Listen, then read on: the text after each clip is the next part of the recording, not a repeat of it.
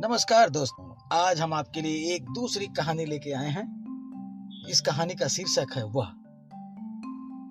एक महीने तक वह अपने मकान में बंद रही। न वो बाहर निकली, न किसी से मिली, यहाँ तक मुझसे भी नहीं। मैं उसकी तरफ से बहुत चिंतित हो गया था।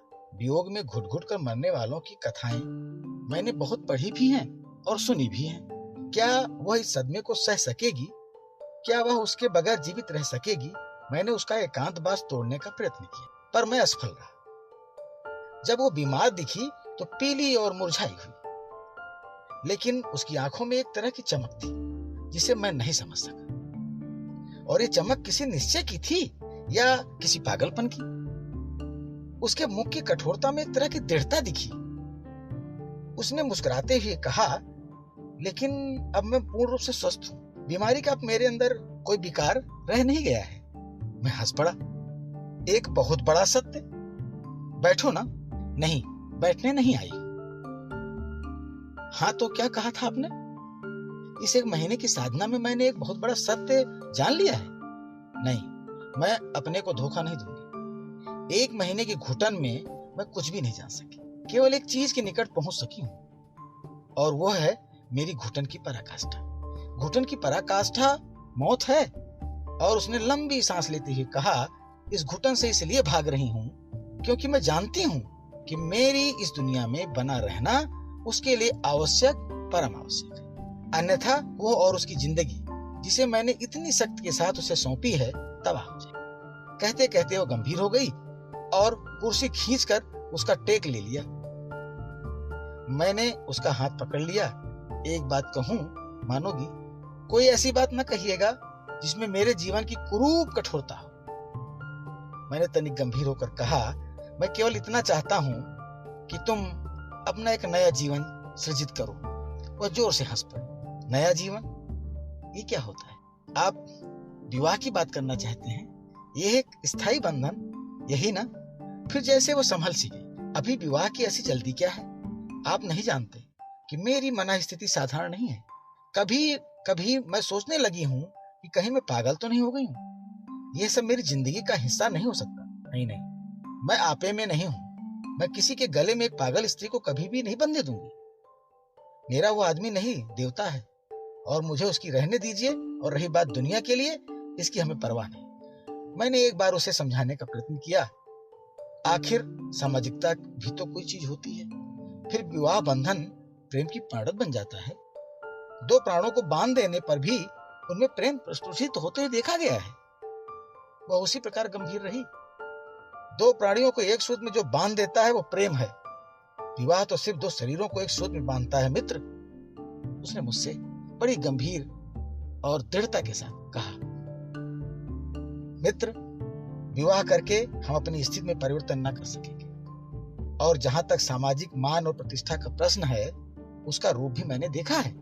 और ये कहते कहते उसने मेरा हाथ दबाकर पकड़ लिया। मुझे अब इस शहर से डर लग रहा है। कहीं यह मुझे निगल न ले। जिस चीज से मोह होता है उसी से तो डर लगता है। जैसे कुछ सोचने लगी हो। फिर जम्हाई लेते हुए कहा, कल मैं इस शहर से दूसरे शहर चली जाऊं। मैं उसके साथ रहा। वो इस दूसरे शहर आकर तो और शांत और गंभीर हो गई थी। दिन भर वह घर में चुपचाप बैठी रहती थी। वो मुझसे ही जबरदस्ती हंसने बोलने का प्रयत्न करती थी। शायद वह अब अपने आप से दूर हटती जा रही थी, क्योंकि उसको खोना उसे निर्बल बना चुका था। वह उसी में अपनी सच समझती थी जो आज उसका नहीं रहा। उसके जीवन पर निष्क्रियता और घुटन अधिकार जमाते जा रहे थे। वह मुझे नहीं छोड़ना चाहती थी। मैं उसे अकेला छोड़ने को तैयार भी नहीं था। इस तरह एक महीना और बीता, और एक सन्नाटा छोड़कर एक पत्र मेरे तकिए के नीचे दबाकर छिपाकर अपनी लंबी यात्रा पर वो निकल गई। उस पत्र में उसने लिखा था कि हो सके तो इस पत्र को मेरे मालिक तक पहुंचा दे। मैंने उसके मालिक तक पहुंचा भी दिया, जो उसके पास आज भी सुरक्षित होगा। मुझे पूरा यकीन है।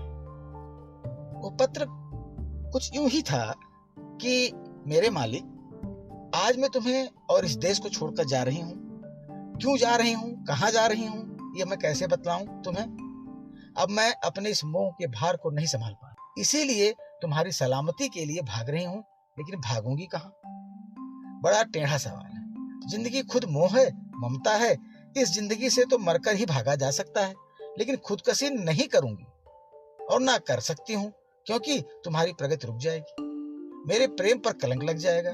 नहीं तो मैं उसी दिन मर गई होती जिस दिन तुम्हारा साथ छूटा था। और मैं भाग तो रही हूँ, लेकिन शायद भाग भी नहीं पाऊंगी, क्योंकि तुम्हारा मोह जकड़ जो लेता है। फिर भी यही देखने के लिए जा रही हूँ कि कौन सा मुझे बांध सके।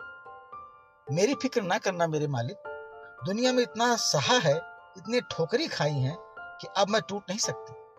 मैं तुम्हारी तरह कोमल नहीं हूँ, नेक नहीं हूँ, भोली भी नहीं हूँ। तुम्हें यकीन दिलाती हूँ, मुझ पर कोई विपत्ति नहीं आएगी, और फिर विपत्ति से उद्धार करने के लिए तुम्हारे जैसा देवता तो है ही मेरी जिंदगी, मेरे हृदय में। मैं जा रही हूँ तुम्हें पाने और तुम्हारे में विलीन होने, हमेशा हमेशा के। तब तक के लिए विदा। मैं नहीं जानती मैं सही कर रही हूँ या गलत। मैं ये भी नहीं जानती कि जो कुछ मैं कर रही हूँ वो खुद कर रही हूँ या कोई मुझसे करवा रहा है। बहुत मुमकिन है मैं तुम्हें भूल जाऊं, तुम्हारी ममता और तुम्हारा सहारा मेरी जिंदगी से दूर हो जाए, तब भी मैं आपकी रहूंगी। मैं आपको जवान दे, मैं आपसे वादा करती, इस वक्त आप मुझे जाने दीजिए प्लीज। मैं जा रही हूँ अपने देवता को सदा सदा के लिए अपनाने। यदि मुझे आपका स्नेह और आशीष मिला तो मैं धन्य हो जाऊंगी और तर जाएगा मेरा जीवन। न जाने अब कब मिल सकूंगी, किस जन्म में मिल सकूंगी। जो कष्ट दे जा रही हूँ उसके लिए मुझे माफ कर दीजिएगा, एक अपराधी समझकर।